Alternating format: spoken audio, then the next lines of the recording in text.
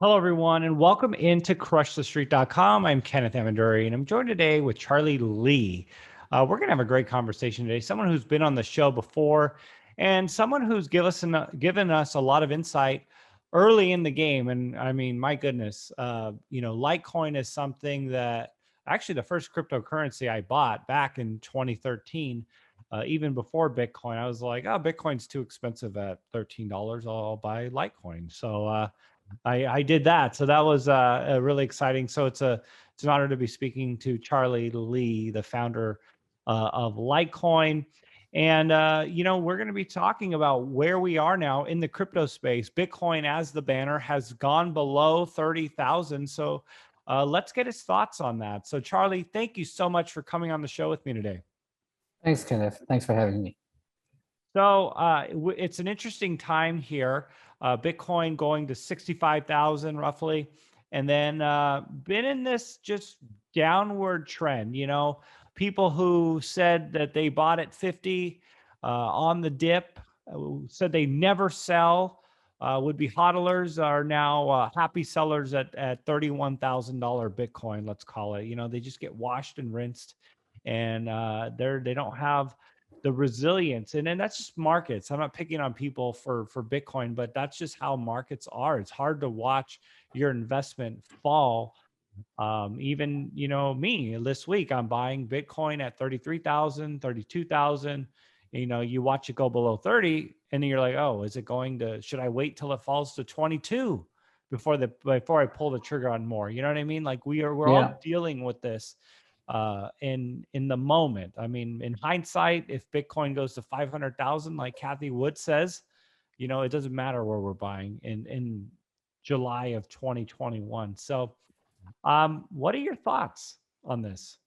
I mean, I've seen this cycle like many times, right? This is just what happens when a price goes up really fast. People hear about it and they get in at the high, right? And there could be a crash. I mean, this crash from 60,000 to 30,000, it's bad, but it's not as bad as like what we've seen before, right? It's only a 50% crash. Um, I've always told people like you have to be able to withstand these crashes, right? Otherwise, you're the sucker that is buying high and selling low, right? The idea is to buy low and sell high, not the opposite. So if you buy at 60,000 and then you're forced to sell at 30 because you kind of over leveraged, then that's a problem, right? So I've always told people you shouldn't invest more than you can afford, right? So if you didn't really invest more than you can afford, you actually have more money to buy now, right? To actually dollar cost average in, right? And it could go to 20,000, right? It's hard to say what's going to happen. Like everyone expected us to go to 100,000 this year. I mean, we still may get there, but it's not going to be a smooth straight line to 100,000. It's going to be a bumpy ride, and it's like a roller coaster. It's going to shake you off, right? So if you have weak hands, you're going to be shaken off at 30,000 or even 20,000, and you'll miss the upside. So yeah, I think long term, Bitcoin, Litecoin, crypto is still very strong, right? We're still gonna do well. The governments are still printing fiat money like crazy, so Bitcoin is definitely going to do well. But in the short term, it could be painful. You just have to be able to hodl through it. Yeah. So, any thoughts on some of the latest FUD, the latest fear that's been put out there? I know China cracked down on the crypto miners, and we're seeing a lot of them move outside of China. A lot of them are coming to Texas or areas that have just cheaper electricity. Anything significant or notable about that would be a long-term concern for you, or is this just part of what we've seen time and time again, and Bitcoin will be resilient through this? It's actually surprisingly not bad, actually, given what happened, right? So China cracked down on mining, made it illegal to mine in China, and the hash rate for both Bitcoin and Litecoin dropped like by 50%, and that's a drastic drop in hash rate. But the network recovered pretty well, right? The backlog wasn't that bad, and the hash rate difficulty readjusted as expected. Now we're back to normal. So, and then the hash rate is slowly moving out of China. So that's actually in the long term, that's actually a good thing to be more decentralized, because we were overly centralized in terms of mining hash rate in China. So now all that is moving outside of China into various different locales. So And it's it actually happened so good for the, quickly. well, That's it hasn't, one of the things. It's not like we were dependent on China, but then, yeah, oh, they cracked down on it. All of a sudden it gets fixed in, yeah. a I few mean, weeks. everyone is, and that's the whole point of the system, why it works is because when people are profit driven, it works, right?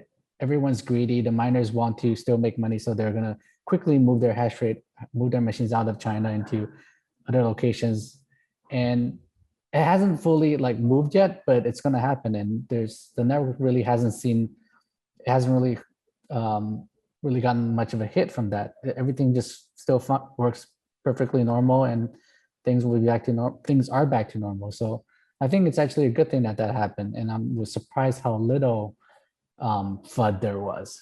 Like if this happened 4 years ago, I think it would be a lot more like scary. But So Bitcoin and Litecoin just handled it like flawlessly, I would say. what about this other FUD about the energy consumption that it's taking to support the blockchain? And that, I know Elon Musk made news when he kind of put it in the limelight. Hey, this is kind of a concern. It kind of goes against his whole model of having, a green energy company, but then, supporting Bitcoin. And it seemed like a contradiction, or he made it seem like one. Do you think that's going to be dead weight on Bitcoin and some of the other ones going forward here if people believe conventionally that it's bad for the environment?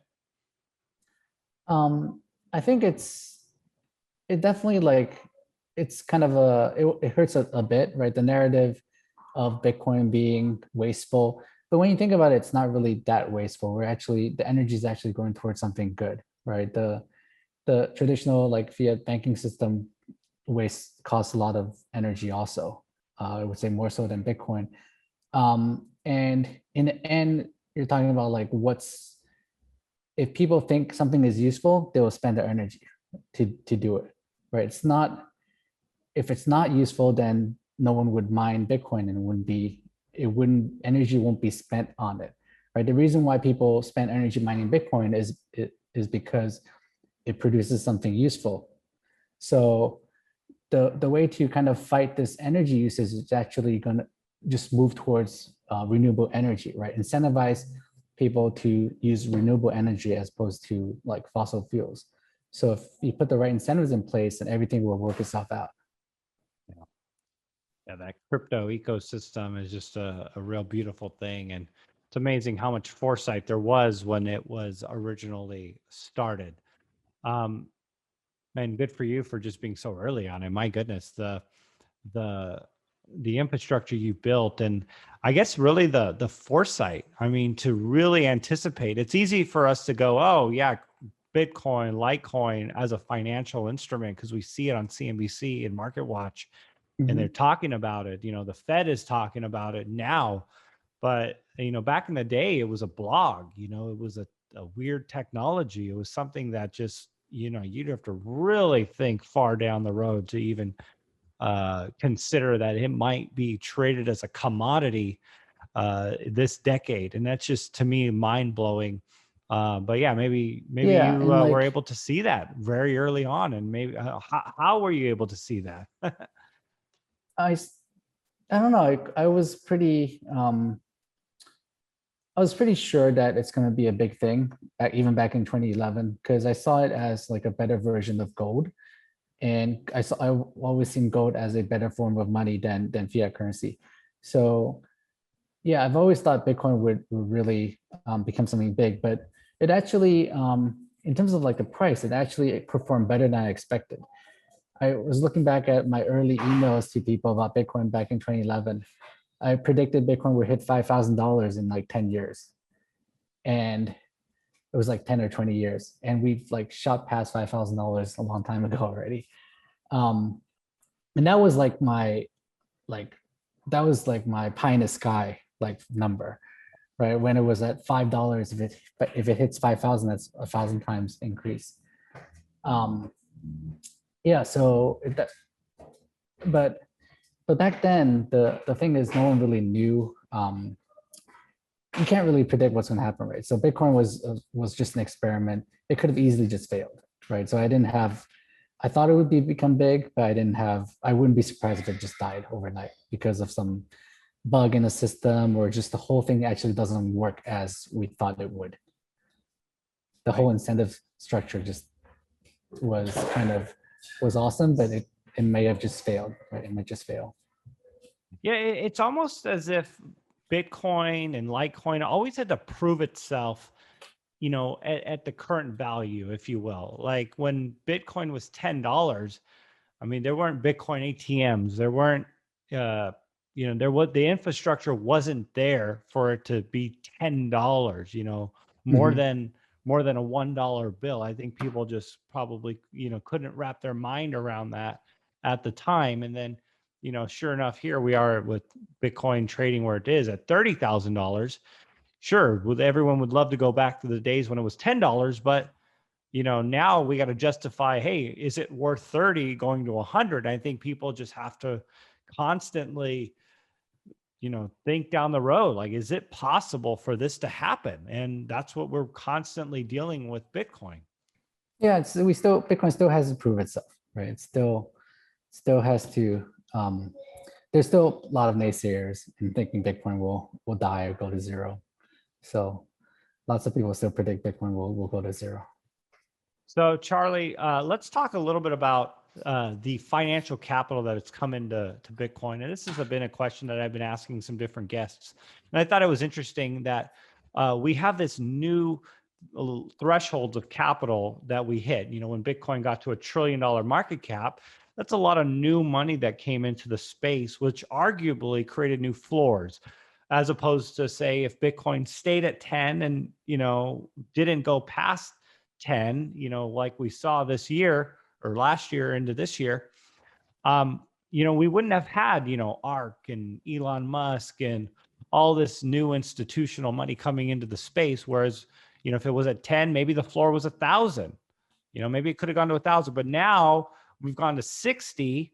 And because all this new money has come in and whales, if you will, maybe that new floor is higher, than it would have ever been. And so, what are your thoughts on that? I mean, in terms of financial capital coming into the space and the inevitability for higher prices and the support of even lower prices.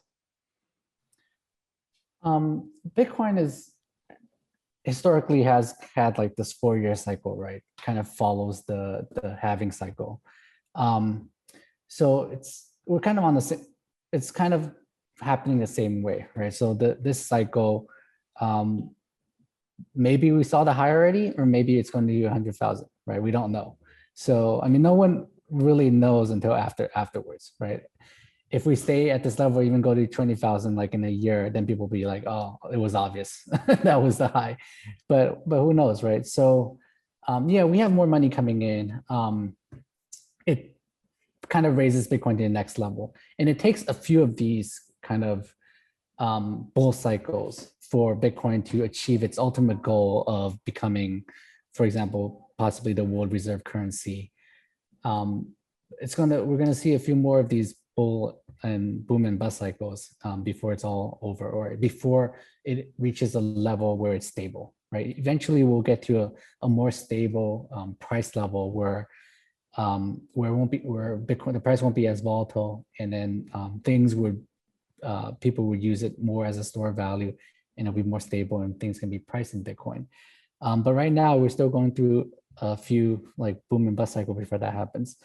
And at each cycle, there's going to be more people coming in, right? So 4 years ago, people were predicting, saying that there's so much awareness of Bitcoin now that we won't crash 80% or 90% like we did previously, right? This is when the price was $20,000. People were saying this is different. This time it's different. But as it turns out, it wasn't different. We crashed back down to 3,000, right? And then this cycle, people are saying it's different, right? It's not different, because we went from 60,000 back to 30,000, and potentially we could go lower. Who knows, right? So I think it's going to happen again, but every time there's more people in, there's more money in, and like you said, the price floor will be higher. what is the price for today? We don't really know until we get there, right? So, Charlie, what are your thoughts on how we do see this eventually navigating to world reserve status? I mean, don't you think there's going to be a lot of resistance from central banks and governments to allow this decentralized currency to become some sort of world reserve currency for the world? It's not about allowing or not allowing, right? It's kind of like if Bitcoin is the best form of money, people will gravitate towards it, right? So we see like this year we saw El Salvador decide to set Bitcoin as one of the currencies they use, right? So and slowly but surely more countries will start doing that, I think, right? And when that happens, it will slowly become a world reserve currency before, like without asking anyone for permission, right? If people start using Bitcoin as a reserve currency, then it will just be what it is. Yeah. So I'm not sure if you follow or if it's something that's interesting to you, the technicals as it pertains to Bitcoin and some of the cryptos. Does anything notable that you see as the $30,000 level for Bitcoin as the banner? Is that significant in terms of, we were there for a while and, now people are going to get fearful and we could see things sell off? Maybe to the upside, any technical things that you're seeing that might indicate where you think we could go in the next few months here, the next year? I think this is like a double test of the 30,000 level. So it could go either way. Obviously, it will go one way or the other, but I personally believe we'll come out of this stronger. So what happens with these like drops is we shake out the weak hands, right? So Bitcoin goes from the weak hands to stronger hands at this level and then those stronger hands will hold it on to it longer, so the price will rebound, right? So I think that's what's going to happen with this, where the price will rebound back to where we were before and overshoot the 60,000 level. That's what I think. I don't know how long that's going to take. I mean, sometimes it happens really quickly, right? With Bitcoin, it could happen like 1 or 2 weeks where things just go crazy. That's what happened in 2017 when the price just went up crazy. And in 2017, we also saw like a crash, like a few crashes like this one, where it dropped quite a bit from the high at the time. But did it So, drop this long though? I feel like we've been in this bear market now, or call it whatever you want to call it, this crash for an extended period of time where, there's the enthusiasm around crypto has been largely sucked out, conventionally. I mean, the whales, the hodlers, those that are the strong hands are buying, but I think we've lost a lot of the the Uber drivers and the whatever you want to call it, all yeah, the typical, hey, we're in a bubble type of people asking about crypto. We've lost all of that. if I remember correctly, in 2017, we also had like a crash or lull where price was down for quite a few months, in like January, February, March timeframe. And then after that, it really took off, like mid 2017, late 2017, really like shot through the roof. Um, we could potentially be in the same kind of spot as that time frame in 2017, or we could be at the end of a cycle of the bull cycle. It's hard to tell, right? It's only obvious after the fact. Just like the top of 2017, right? When it peaked in 2017 around $20,000 level, like 90% of the people thought we were going like much higher. And then after a few months afterwards, or in early 2018, it became obvious that that was the peak of the cycle. Yeah, it's no one really knows. Yeah.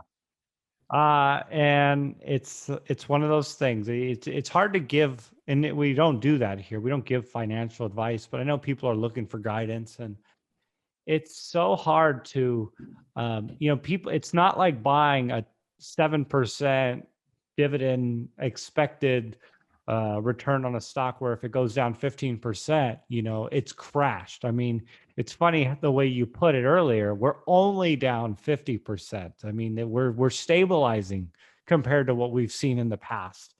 And we are. I mean, Bitcoin is growing. It's becoming more mainstream. We're finding some sort of equilibrium. And gold and silver have had 5,000 years for the world to figure out price equilibrium, and the world is still being introduced to this new asset class. So it's all brand new, and I feel like we're still early in the game. Not as early as we were, obviously. I mean, we've come a long way, but still early. So Charlie, share some closing thoughts here. What are you up to lately? And if people want to learn more about you, where can they go and what can they expect to find, and all that stuff?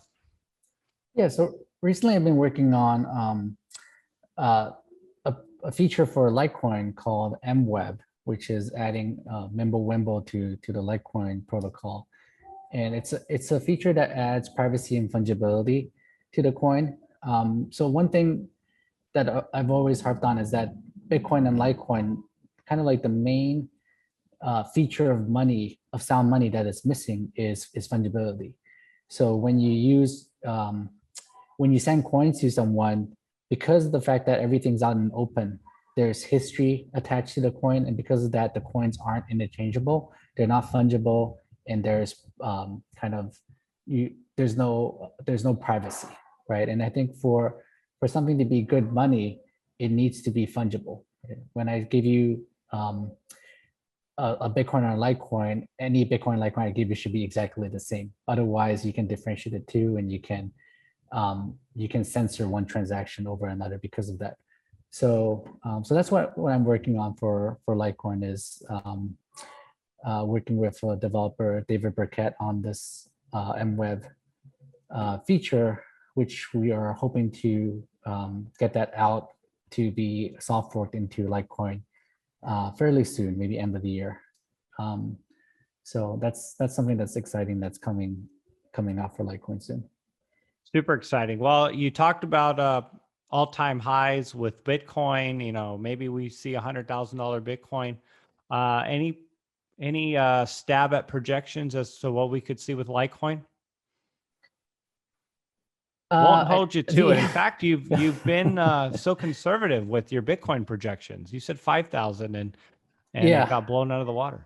I don't like to make projections, especially for Litecoin, because people like take it as if that's like gospel. I think we're in for a surprise. I think the high is not. We haven't hit the high of this cycle yet. So in my mind, Litecoin already like broke that previous all-time high of 360 before, but some people think Litecoin's all-time high is like 400 something. So I think we'll get there. It's just people just have to be patient, right? So it's not going to happen overnight, and in some sense, people are focused too much on the price, right? And if you, this is kind of like a long-term investment, right? If you're just in it for a short term, you're going to have a bad time, right? So if you're in it for long term, then don't worry about it, right? Put the money into Bitcoin, Litecoin, or just have a good balance portfolio, and don't look at it for a while. In 5-10 years, it's going to be up. That's my prediction. And otherwise, if you're too focused on it, you make bad decisions, right? You will be kind of, one of the worst decisions obviously is selling at the low, buying high, selling low. Another bad decision is selling just after it reached the previous all-time high. You're like, I've held on to this for so long, it's finally back to that price, and you're going to sell everything. And that's like the second worst decision, because if it took like 4 years to get back to that price, it's going to overshoot it by like a lot, right? It just happens with Bitcoin and Litecoin. And if you sell it right after it hits the previous all-time high, then you're just holding on to it for so long for a very little gain. I would say the recommendation is just to kind of buy and forget about it. Come back buy and 5 forget years. about it. Yeah, it's not going anywhere. That's the understatement, because I think that's what people are worried about. They're worried that it's going to do the Peter Schiff thing and be a beanie baby fad, and people will not use it. And the concern is that it will just go to zero ultimately. And I just don't think that's going to happen. Yeah, And, I think we're past that point. So that's good. all right, Charlie. Well, thank you so much for sharing your time with us here at Crush the Street. It's always appreciated. We look forward to having you on in short order, and we look forward to seeing what happens in Bitcoin and in Litecoin here going forward. Good time to be looking at the markets, guys. If you're looking for a deal, you're looking for an opportunity not to pay all-time highs for crypto. Here's an opportunity. Not financial advice. Thanks, Charlie, for coming on the show. Yep. Thanks, Kenneth.